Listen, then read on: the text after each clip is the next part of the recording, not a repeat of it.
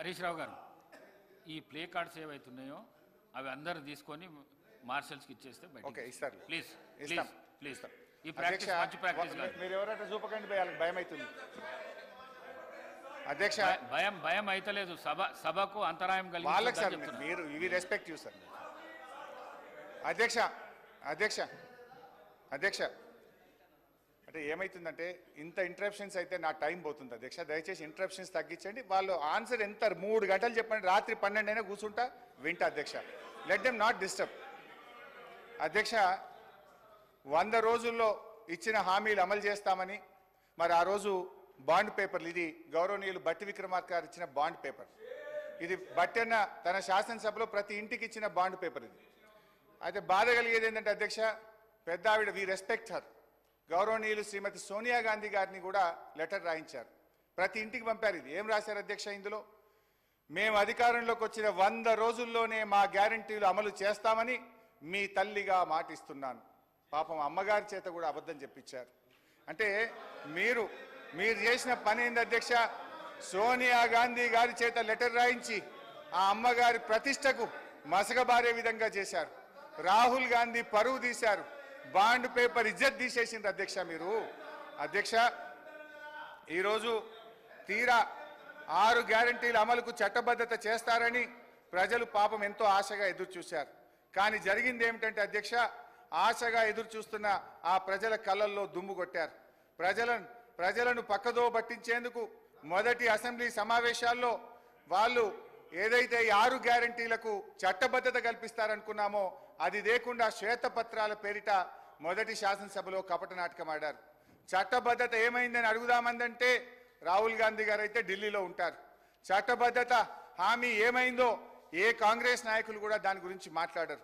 ముఖ్యమంత్రి గారిని అడుగుదామంటే ఆయనను, గౌరవ ముఖ్యమంత్రి గారిని మాట్లాడిచ్చే వశం కాదు అధ్యక్ష. ఆయనను మాట్లాడిస్తే ఇక ప్రతిపక్షం మీద రగిలిపోతారు, ఫ్రస్ట్రేషన్తో పగిలిపోతూ మాట్లాడుతుంటాడు.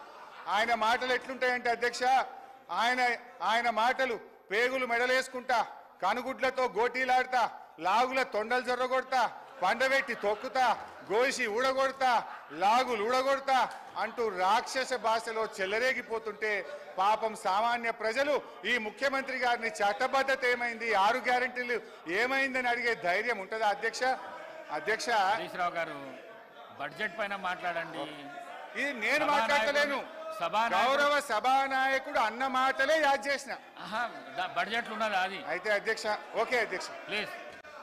అధ్యక్ష అయితే అధ్యక్ష, ఒకరోజు గౌరవ ముఖ్యమంత్రి గారు అల్లూరి సీతారామరాజు గారి కార్యక్రమానికి వెళ్ళారు హైదరాబాద్లో. నేను అనుకోకుండా టీవీ చూస్తున్నాను. అల్లూరి సీతారామరాజు గారి జన్మదిన కార్యక్రమం అనుకుంటా వెంకయ్య నాయుడు గారు వేదిక మీద ఉన్నారు. ఆ వేదికలో మాట్లాడుతూ వెంకయ్య నాయుడు గారు, కొంతమంది ప్రముఖులు, రాజకీయాల్లో భాష బాగలేదు, రోజు రోజుకు దిగజారిపోతుంది, బడ్జెటే దిగజారిపోతుంది అంటే ముఖ్యమంత్రి గారు ప్రామిస్ చేసిండు ఆ రోజు, ఇక ఇవాళ నుంచి నేను భాష మార్చుకుంటా, మంచిగా మాట్లాడతా అన్నాడు. కానీ మార్చుకోలేదు. సరే అధ్యక్ష, ఓకే అధ్యక్ష, ఐ రెస్పెక్ట్ యూ అధ్యక్ష. అధ్యక్ష నేను అధ్యక్ష వారట్లా మాట్లాడినా మాకు అభ్యంతరం లేదు అధ్యక్ష. మా బాధల్లా ఆ ముఖ్యమంత్రి కుర్చీకుండే గౌరవం పెరగాలి, ఈ రాష్ట్రం యొక్క ప్రతిష్ట మసకబారద్దనేదే మా తాపత్రయం తప్ప వేరే లేదు. ఒక చిన్న ఎగ్జాంపుల్ చెప్తా అధ్యక్ష. గ్రూప్ 2 ఉద్యోగాల కోసం నిరుద్యోగులందరూ కూడా రోడ్ల మీదకి వచ్చి వాళ్ళు వాయిదా వేయాలని అడిగితే గౌరవ ముఖ్యమంత్రి గారు ఏమన్నారంటే, ఎవరైనా వాయిదా వేయమని అడిగేది, సన్నాసులు అడుగుతున్నారు వాయిదా వేయమని అన్నారు. అన్నాక 3 రోజులకే వాయిదా వేసింది. మరి ఇప్పుడు ఎవరు సన్నాసులు అంటే? నేను అనేది ఏంటంటే అధ్యక్ష, దయచేసి అట్లా మాట్లాడకూడదు. అదేవిధంగా మోతీలాల్ అనే ఒక నిరుద్యోగి నిరాహార దీక్ష చేస్తే ముఖ్యమంత్రి గారు ఏమన్నారంటే, ఆయన అప్లికేషనే పెట్టలేదు, ఆయనకు అసలు హాల్ టికెటే లేదు అన్నాడు. తెల్లారైన 3 హాల్ టికెట్లు బయట పెట్టిండు. ఎవరి గౌరవం దెబ్బతిన్నది? మేమనేది ఒక ముఖ్యమంత్రి స్థాయిలో ఉన్నప్పుడు బాధ్యతాయుతంగా మాట్లాడితే రాష్ట్ర గౌరవం బాగుంటుంది, వారికి కూడా మంచిగా ఉంటుంది.